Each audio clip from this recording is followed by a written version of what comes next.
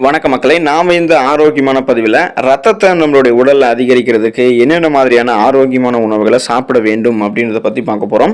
பொதுவாகவே இன்றைய காலத்துல ரத்தம் சம்பந்தப்பட்ட பிரச்சனைகள் பலருக்கும் வருது.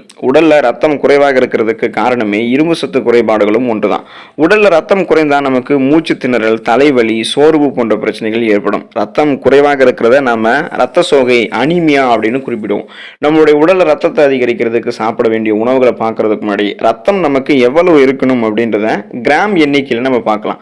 ஆண்களுக்கு 13.5 முதல் 17.5 கிராம் வரைக்கும் ரத்தம் இருக்கணும். பெண்களுக்கு 12 முதல் 15.5 கிராம் வரைக்கும் ரத்தம் இருக்கணும்.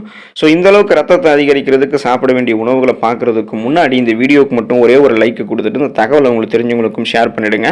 இது அவங்களுக்கும் பயனுள்ளதாக இருக்கக்கூடிய ஒரு ஆரோக்கியமான பதிவு தான். இது போன்ற அப்டேட்ஸ்கள் நீங்கள் தொடர்ந்து பார்க்கறதுக்கு நம்மளுடைய ஹெல்த் நியூஸ் தமிழ் சேனலை சப்ஸ்கிரைப் பண்ணி பக்கத்தில் இருக்கக்கூடிய பெல் பட்டனையும் கிளிக் பண்ணி ஆல் அப்படின்ற ஆப்ஷனையும் செட் பண்ணி வச்சுக்கிட்டீங்க அப்படின்னாலும் நான் போடக்கூடிய எல்லா அப்டேட்ஸும் உங்களுக்கு நோட்டிஃபிகேஷன் அடிக்கடி வந்து சேரும். சரிவாங்க மக்களே, இப்போ வீடியோக்குள்ள போயிடலாம். விட்டமின் சி எனும் உயிர் சத்து நிறைந்திருக்கக்கூடிய உணவுகள் நம்ம எடுத்துக்கொள்ளும் போது நமக்கு ரத்தம் அதிகரிக்க ஆரம்பிக்கும். ரத்தத்தை அதிகரிக்கிறதுக்கு விட்டமின் சி எனும் உயிர் சத்து நிறைந்திருக்கக்கூடிய உணவுகளை சாப்பிடுவது ரொம்ப ரொம்ப அவசியமானது. இதனால விட்டமின் சி எனும் உயிர் சத்து நிறைந்திருக்கக்கூடிய ஆரஞ்சு பழம், எலுமிச்சை பழம், தக்காளி பழம், பெரி பழம், திராட்சை பழம் போன்றவற்றை இன்னும் விட்டமின் சி நிறைந்திருக்கக்கூடிய மற்ற உணவுகளோடு சேர்த்து எடுத்துக்கொள்ளும் போது ரத்தம் நம்மளுடைய உடல்ல போதுமான அளவுக்கு அதிகரிக்கப்படும். இரும்பு சத்து நிறைந்திருக்கக்கூடிய உணவுகளை எடுத்துக்கொள்ளும் போது ரத்தம் நமக்கு அதிகரிக்க ஆரம்பிக்கும். உடல்ல இரும்பு சத்து குறைவதாலும் ரத்தம் குறையுது. அதனால இரும்பு சத்து நிறைந்திருக்கக்கூடிய காய்கறிகள், முட்டை, தானியங்கள், பருப்பு வகைகள், நான்வெஜ் ஃபுட்ஸ், அதாவது அசைவ உணவுகள், இது எல்லாத்தையுமே நம்ம எடுத்துக்கொள்ளும் போது நம்மளுடைய உணவுகளை சேர்த்துக்கிட்டோம் அப்படின்னா ரத்தம் நம்மளுடைய உடல்ல அதிகரிக்கப்படும். ரத்த அணுக்களும் அதிகமாகும்.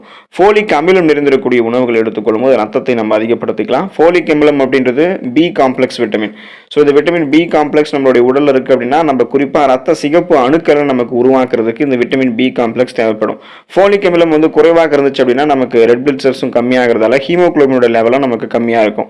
அதனால நீங்க இந்த பி காம்ப்ளெக்ஸ் நிறைந்திருக்கக்கூடிய இந்த ஃபோலிக் அமிலம் உங்களுக்கு வேணும் அப்படின்னா அப்போ ஹீமோகுளோபினுடைய அளவை நீங்க அதிகப்படுத்திக்கலாம். அதுக்கு நீங்க பச்சை காய்கறிகள், கிரீன் வெஜிடபிள்ஸ் என்று சொல்லக்கூடிய அந்த பச்சை காய்கறிகள், கீரைகள், வேர்க்கடலை, வாழைப்பழம், ஃப்ரக்கோலி, ஈரல் போன்ற உணவுகள், இந்த நான்வெஜ் ஃபுட்ஸ் எல்லாத்தையும் நீங்க சாப்பிடும்போது உங்களுக்கு ஃபோலிக் அமிலம் கிடைக்க ஆரம்பிக்கும். ரத்த சிகப்பு அணுக்கள் அதிகரிக்கப்படும் போது ஹீமோகுளோபினுடைய அளவு அதிகரிக்கிறதால அனீமியா மட்டும் இல்லை, மற்ற ரத்தம் சார்ந்த பிரச்சனை எதுவாக இருந்தாலும் அதை கியூர் பண்ணிக்கலாம், வராமலும் தடுத்துக்கலாம்.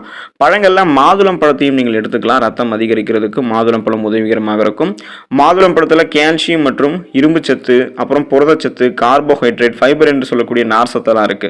மாதுளம் பழம் ஹீமோகுளோபினுடைய அளவை அதிகரிக்கிறதுக்கு சிறந்த உணவுகளில் ஒன்றாக இருக்கு. அதனால தொடர்ந்து தினமும் கூட நீங்க ஒரு மாதுளம் பழத்தை எடுத்துக்கொள்ளலாம். நிறைய ரத்தம் உங்களுக்கு பார்த்தீங்கன்னா அதிகரிக்க ஆரம்பிக்கும். குறிப்பா நீங்க மாதுளம் பழத்தை ஜூஸாக எடுத்துக்கிறீங்க அப்படின்னா கூடுமான வரைக்கும் சர்க்கரை சேர்க்காம குடிக்கிறது நல்லதுதான்.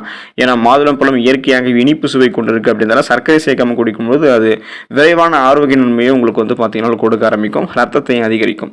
பேரிச்சம்பழத்தை நம்ம ட்ரை ஃப்ரூட்ஸ்ல ரத்தம் அதிகரிக்கிறதுக்கு எடுத்துக்கலாம். பேரிச்சம்பழம் ரத்தத்தில் ஹீமோகுளோபினுடைய அளவு அதிகரித்து இரும்பு சத்தையும் கொடுக்கும். அப்போ ஒரு நாளைக்கு நம்ம குறைந்தபட்சம் 3 பேரிச்சம்பழம் சாப்பிட்டோம் அப்படின்னா இதுவே நமக்கு போதுமானது தான்.